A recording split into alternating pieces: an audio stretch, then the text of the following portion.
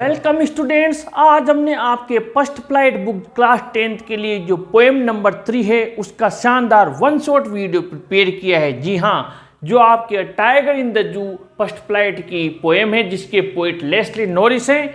उसकी हमने आपके summary of the poem, Hindi translation, साथ ही long answer type question, short answer type question, common explanation और इससे बनने वाले थीम में से सेंट्रल आइडिया, टोटल जो भी पूरी पोएम है कंप्लीट किया है। आइए सबसे पहले हम पोएम की रीडिंग लगा लेते हैं। पहले इसका ट्रांसलेशन समझते हैं, उसके बाद में हम ये बाकी चीज़ें समझेंगे। आइए स्टार्ट करते हैं। अ टाइगर इन द जू यानी चिड़ियाघर में एक बाघ। He stalks in his vivid stripes the few steps of his cage on pads of velvet quiet in his quiet rage. Stalks का मतलब विचरण करता है, घूमता है। विविड यानी कि शाइनिंग, चमकीली, बहुत चमकीली। स्ट्रैप्स यानी रंगीन धारियाँ और केज यानी उसका पिंजरा। पेड्स, जो पेड़ से पैरों के नीचे के गद्देदार भाग। और वेलवेट का मतलब मखमल। और क्वाइट यानी शांत, जो उसने दबा रखा है। और रेज यानी क्रोध। बाघ अपने पिंजरे में जितने कदम बढ़ा सकता है उतने कदम अपने शांत मखमल के गद्देदार पैरों पर शांत होते हुए क्रोध में अपनी बहुत चमकीली रंगीन धारियों के साथ चलता है। उसके घूमने फिरने का स्थान सीमित है। उसकी चमकीली रंगीन धारियाँ उसके युवा होने का प्रमाण है। उसके मखमल से गद्देदार पेड़ शांत है, वह अंदर ही अंदर क्रोधित हो रहा है। यानी उन चमकीली धारियों में गद्देदार पेड़ हैं उसके, लेकिन उस दबे हुए गुस्से को लेकर अंदर उस पिंजरे में ही घूम रहा है, विचरण कर रहा है। He should be lurking in shadow, sliding through long grass near the water hole where plump deer pass. Lurking का मतलब है हमला करने के लिए छिपकर बैठना। शेडो यानी छाया में, अंधेरे में। स्लाइडिंग यानी सड़कते हुए। थ्रू के बीच से, ग्रास घास के। वाटर होल जलाशय। प्लम्प यानी गोल मटोल, मोटे ताजे। डियर हिरण, पास गुजरना। उसे तो जलाशय के समीप छाया में, जहाँ से गोल मटोल मोटे ताजे हिरण गुजरते हैं, वहाँ उसी लंबी घास के बीच से सरकते हुए अंधेरे में हमला करने के लिए छिपकर बैठना चाहिए। अर्थात जंगल का बाघ स्वाभाविक प्राकृतिक जीवन जीता है और शिकार करता है। He should be snarling around houses at the jungle's edge, bearing his white fangs, his claws, terrorizing the village। उसे अपने सफ़ेद दांतों और पंजों को दिखाकर दहशत फैलाते हुए, डराते हुए जंगल के किनारे स्थित घरों के चारों ओर घुर्राते हुए घूमना चाहिए। स्नार्लिंग यानी दांत दिखाते हुए घुर्राना। एज यानी किनारे। बेरिंग यानी दिखाते हुए। फैंग्स यानी दांत। क्लोज यानी पंजे। टेरराइजिंग यानी डराते हुए, दहशत फैलाते हुए। उसे तो गांव वाले हैं, उनके गांव के आसपास घुर्राते हुए घूमना चाहिए। जंगल का बाघ किनारे के गांव तक जाने वो दहशत फैलाने को स्वतंत्र होता है, लेकिन ये तो पिंजरे में बंद है। But he is locked in a concrete cell, his strength behind bars, stalking the length of his cage, ignoring visitors। Locked, locked का मतलब ताले में बंद। कंक्रीट यानी कंक्रीट, सीमेंट, गिट्टी का। सेल कोठरी में। स्ट्रेंथ यानी ताकत। बार्स यानी सलाखें।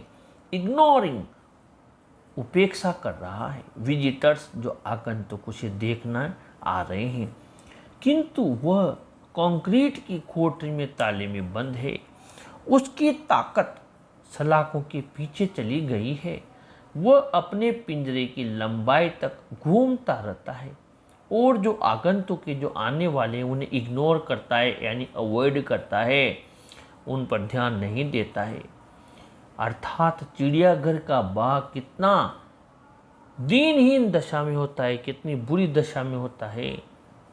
वो बिल्कुल भी ध्यान नहीं दे रहा है जो भी उसे देखने आ रहे हैं, क्योंकि वो पिंजरे में ही घूम रहा है, जबकि घूमने के लिए कितना बड़ा जंगल होना चाहिए। He hears the last voice at night, the patrolling cars, and stares with his brilliant eyes at the brilliant stars. Patrolling यानी जो गश्त करने वाली गाड़ी होती है, स्टेयर यानी टकटकी लगाकर देखना, यानी कि बिना पलक झपकाए किसी को देखते रहते हैं, स्टेयर करना, घूरना, ब्रिलियंट चमकीली, और स्टार्स यानी तारे। वह रात में अंतिम आवाज़ गश्त लगाती हुई कारों की सुनता है और अपनी चमकीली आंखों से चमकते सितारों को एकटक देखता रहता है। अर्थात चिड़ियाघर का बाघ इस तरीके से उस विशाल जंगल की अपनी स्वयं की कमी रही स्वतंत्रता को याद करता है और प्रकृति का एक न एक दिन आनंद उठाने की कल्पना करता है। कुल मिलाकर इसने यहाँ पर अपनी फ्रीडम को खो दिया है और जंगल का बाघ जो स्वतंत्रता का उपभोग करता है, चिड़ियाघर का बाघ बड़ा ही दुखी है। उसको यहाँ पर मात्र एक तरीके से घुट घुट कर मरने के लिए बंद कर दिया गया है, क्योंकि चाहे इंसान हो या जानवर, स्वतंत्रता सबको प्यारी होती है। आइए इसकी समरी ऑफ द पोएम और बाकी क्वेश्चन आंसर्स देख लेते हैं। तो समरी ऑफ द पोएम में आपके पूरी कविता का सारांश लिया है, लेकिन जो आपके क्वेश्चंस बनते हैं कि ये कविता क्या संदेश देती है, कविता में क्या बताया गया है, तो इसका आंसर हमने इस तरीके से बनाया कि जितनी वर्ड लिमिट में आपको चाहिए उतनी वर्ड लिमिट में आप इसका आंसर लिख सकते हैं। कविता से रिलेटेड कोई भी जनरल क्वेश्चन आता है, कोई थीम, मैसेज, सेंट्रल आइडिया क्या है, आप पूरा लिख सकते हैं, या जितनी आपके वर्ड लिमिट है 20, 30, 40, 50, जितना 100 तक जितना भी वर्ड लिमिट है आप बढ़ा सकते हैं, कोई दिक्कत नहीं है। थीम, मैसेज, सेंट्रल आइडिया का ये हो गया, कविता का ये समरी है उसका ये हो गया, और जो शॉर्ट आंसर टाइप क्वेश्चंस हैं, very short answer type questions हैं, वो सब इस तरीके से बनाए हुए हैं। मैं आपको बता देता हूं। This poem contrast a tiger in the जू with the tiger in its natural habitat. ये कविता कंट्रास्ट यानी कि एक तरीके से डिफरेंस करती है, अंतर करती है कि एक बाघ जो चिड़ियाघर में है और एक बाघ जो कि अपने नेचुरल यानी प्राकृतिक हैबिटेट यानी उसका निवास स्थान है वहाँ रहता है, यानी जंगल में। The poem moves from the zoo to the jungle.